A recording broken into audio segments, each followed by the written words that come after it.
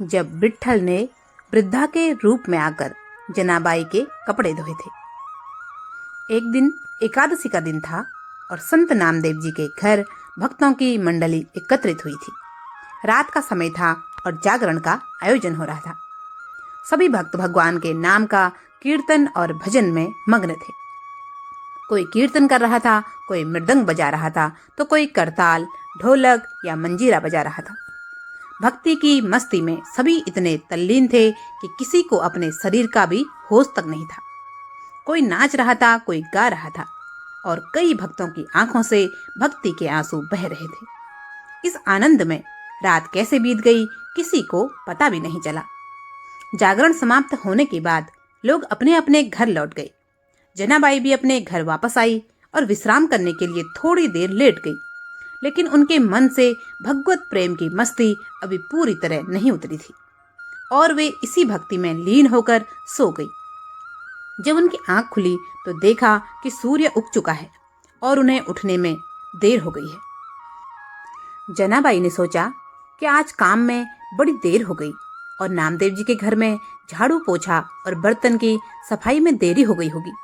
वे तुरंत जल्दी जल्दी अपना काम करने लगी, लेकिन सारे काम पूरे नहीं हो पाए।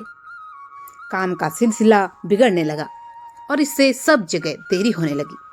घर के काम जैसे झाड़ू लगाना, पानी भरना, कपड़े धोना और बर्तन साफ करना सब लंबित हो गए थे। जल्दी जल्दी काम खत्म कर वे कपड़े धोने के लिए चंद्रभागा नदी के किनारे पहुंची। कपड़े धोते समय अचानक उन्हें याद आया कि एक महत्वपूर्ण काम रह गया है, जो यदि तुरंत नहीं किया गया तो उनके स्वामी नामदेव जी को कष्ट होगा। इसीलिए वे तुरंत नदी से उठकर नामदेव जी के निवास की ओर चल पड़ी। रास्ते में चलते चलते उनके मन में चिंता थी कि काम समय पर पूरा नहीं हुआ। तभी रास्ते में उन्हें एक वृद्धा मिली, जिसने जनाबाई को देखकर प्रेम पूर्वक कहा, तुम चिंता मत करो, तुम घर का सारा काम निपटा कर आओ, तब तक मैं तुम्हारे ये कपड़े धो देती हूँ। जनाबाई ने कहा, नहीं माता, आप मेरे लिए कष्ट क्यों उठाएंगी? मैं अभी लौटकर आकर अपना काम खुद कर लूंगी। वृद्धा मुस्कुराते हुए बोली, बेटी, मेरे लिए कोई भी काम करना कठिन नहीं है। मैं सदा सभी काम कर देती हूँ और इसमें मुझे कोई कठिनाई नहीं होती। यदि तुम्हारा मन नहीं मानता तो कभी तुम मेरी सहायता कर देना। जनाबाई वृद्धा की स्नेह भरी बातों से प्रभावित होकर अपने काम की ओर बढ़ गई।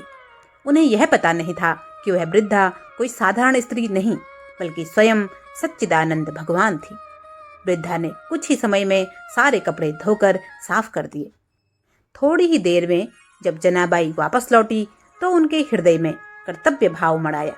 उन्होंने वृद्धा से कहा, माता, आज आपके कारण मुझे बहुत सहायता मिली। वृद्धा मुस्कुराते हुए बोली, मुझे तुम्हारा काम करने में कोई कष्ट नहीं हुआ। लो, अपने कपड़े ले लो और मैं अब चलती हूँ। इतना कहकर वृद्धा वहां से चली गई। जनाबाई के हृदय में वृद्धा के प्रति अपार स्नेह उमड़ आया, लेकिन उन्हें यह समझ नहीं आया कि वह वृद्धा कब और कहाँ चली गई। जब जनाबाई ने चारों ओर देखा तो वृद्धा कहीं नजर नहीं आई। जनाबाई सारे कपड़ों को लेकर नामदेव जी के घर पहुंची। उनका हृदय बड़ा व्याकुल था। वह बार बार यह सोच रही थी कि आखिर वह वृद्धा कौन थी। उसकी मुस्कान ने ऐसा जादू कर दिया कि जनाबाई का चित्त हर पल उसी का स्मरण कर रहा था। अपने भावुक हृदय से वह नामदेव जी के पास गई और पूरी घटना सुनाई। नामदेव जी ने सुना और तुरंत ही बोले, अरे जनाबाई, वह कोई साधारण वृद्धा नहीं, वह तो स्वयं विट्ठल थे। यह सुनते ही जनाबाई हैरान रह गई। नामदेव जी भी चकित थे कि विट्ठल भगवान जनाबाई से इतना स्नेह करते हैं कि स्वयं आकर उनके सारे कपड़े धो दिए। उन्होंने कहा, तू कितनी सौभाग्यशाली है जनाबाई, ठाकुर की कृपा तुझ पर हुई और तू यह पहचान नहीं पाई। यह सुनकर जनाबाई का हृदय और भी प्रेम से भर गया और उनकी आंखों में आंसू आ गए। वह भावुक होकर बोली, प्रभु, आप तो छलिया निकले, आए भी और मुझे पहचानने का मौका भी नहीं दिया, और आपने मेरे लिए इतना कष्ट सहा, मेरे सारे कपड़े धोए। जनाबाई की आंखों से अश्रु बहने लगे और उनका प्रेम और भी गहरा हो गया। इस घटना के बाद से जनाबाई की भक्ति का स्वरूप ही बदल गया। वे इतनी गहरी भक्ति में लीन हो गई कि उनके शरीर का हर कण भगवान नाम का जाप करने लगा। अब तो यह रोज की बात हो गई थी। जब जनाबाई के काम करते करते जनाबाई भक्ति में खो जाती। एक बार जनाबाई, जो हमेशा अपने काम में मग्न रहती, प्रेम में डूबी हुई झाड़ू लगा रही थी। जब उन्होंने कूड़े का ढेर इकट्ठा कर लिया और उसे भरने के लिए वापस आई तो देखा कि विट्ठल स्वयं टोकरी लिए हुए कूड़ा भर रहे थे। पहले प्रभु बुढ़िया के रूप में आते थे, लेकिन अब वे साक्षात विट्ठल के रूप में उनकी मदद कर रहे थे। कई बार जनाबाई चक्की में आटा पीसते हुए भगवान के भजन गाती तो भाव विभोर होकर चक्की रोक देती। सेवा में कोई कमी न हो जाए, इस चिंता में ठाकुर जी खुद आकर चक्की चलाने लगते। वे जनाबाई के अभंग सुनते और जनाबाई अपने भक्ति भाव में डूबी रहती। जब जनाबाई झाड़ू लगाती तो कचरा खुद भगवान विट्ठल उठाते। वे टोकरी सिर पर रखकर जनाबाई के पीछे पीछे चलते, मानो उनकी सेवा का कर्ज चुका रहे हों। विट्ठल बार बार जनाबाई से कहते, मैं तुम्हारा ऋणी हूँ, यह ऋण कैसे चुकाऊं, तुम ही बताओ। जनाबाई की सेवा और प्रेम के प्रति भगवान की ऐसी विनम्रता अद्भुत थी। जब जनाबाई ओखली में धान कूटती तो विट्ठल उनके सामने खड़े होकर मुस्कुराते रहते। जनाबाई कहती कि यह सब उनके गुरु नामदेव जी की कृपा से ही संभव हुआ है।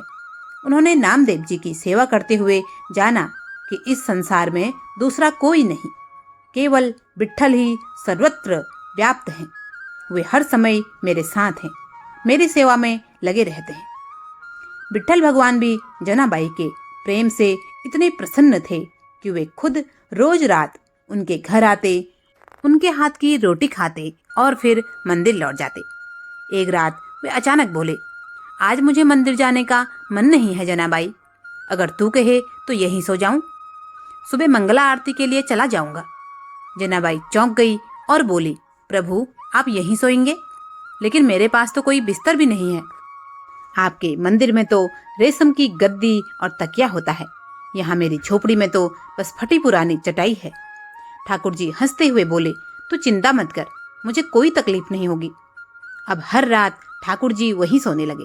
जनाबाई के पास कुछ भी खास साधन नहीं था, तो वह एक पुरानी चटाई बिछा देती और ठाकुर जी उसी पर सो जाते।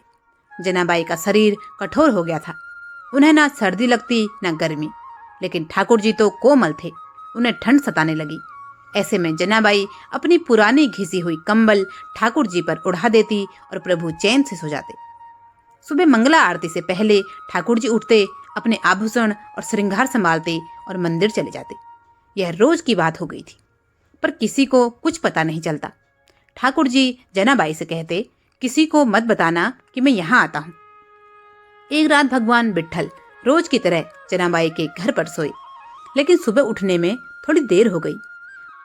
मंगला आरती का घंटा बजने लगा और वे जल्दी जल्दी में अपने आभूषण और पीतांबर वहीं छोड़कर जनाबाई की कंबल ओढ़कर ही मंदिर चले गए। जब मंदिर के द्वार खुले और पुजारियों ने ठाकुर जी को देखा तो वह हैरान रह गए। उनके सारे आभूषण गायब थे और उन्होंने जनाबाई की पुरानी फटी हुई कंबल ओढ़ रखी थी। मंदिर में हंगामा मच गया। पुजारी एक दूसरे से पूछने लगे, यह क्या हो गया? ठाकुर जी के सारे आभूषण कहाँ गए और यह कंबल किसकी है? जनाबाई रोज मंदिर आती थी और उनकी यह कंबल सब पहचानते थे, क्योंकि इस पर विट्ठल विट्ठल लिखा था और इसमें कई जगह सिलाई कर रखी थी। पुजारी समझ गए कि यह जनाबाई की ही है। अब सबको शक हो गया कि जनाबाई ने ठाकुर जी के आभूषण चुरा लिए हैं। जनाबाई अपने रोज के काम में लगी थी जब पुजारियों का एक समूह उनके घर आ धमका। वे बोले, जनाबाई तूने ठाकुर जी के आभूषण चुरा लिए हैं। जनाबाई स्तब्ध रह गई। वे जान गई कि यह सब ठाकुर जी की ही लीला है, लेकिन वे कुछ भी नहीं कह सकती थी, क्योंकि ठाकुर जी ने उनसे कहा था कि यह गुप्त बात है। उन्होंने पुजारियों से कहा, महाराज मैं कुछ नहीं जानती, यह कंबल तो मेरी है, पर बाकी कुछ मुझे नहीं पता। लेकिन पुजारियों ने जनाबाई की एक न सुनी और उन्हें पकड़कर मंदिर ले गए। वहां पंचायत बुलाई गई और फैसला हुआ कि जनाबाई को मृत्यु का दंड दिया जाए। उन्हें चंद्रभागा नदी के किनारे सूली पर चढ़ाने का निर्णय हुआ। जब जनाबाई को सूली पर चढ़ाने की तैयारी हो रही थी, उन्होंने अंतिम प्रार्थना की, विट्ठल अगर इस शरीर को ऐसे छोड़ना है तो मुझे कोई फर्क नहीं पड़ता। मेरी तो बस यही प्रार्थना है कि मेरे गुरुदेव का नाम बदनाम न हो।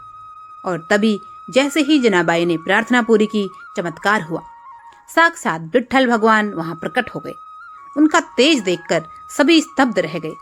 भगवान ने कहा, यह आभूषण जनाबाई ने नहीं चुराए, बल्कि मैं खुद उन्हें छोड़ आया था। जनाबाई की सेवा और प्रेम मुझे इतना प्रिय है कि रोज इनके घर जाता हूँ, इसके हाथ की रोटी खाता हूँ और वहीं सोता हूँ। आज मैं जल्दी में अपने आभूषण वहीं छोड़ आया था। यह सुनकर सभी पुजारी भगवान के चरणों में गिर पड़े। जनाबाई की जय जयकार होने लगी। पंढरपुर में चारों ओर भगवान विट्ठल और जनाबाई की भक्ति की गाथा गूंजने लगी। कहानी यदि पसंद आई हो तो कृपया इसे एक लाइक जरूर करें। चैनल को अभी तक भी सब्सक्राइब नहीं किया है या अभी तक भी चैनल पर बिल्कुल नए हैं तो कृपया सब्सक्राइब अवश्य करें।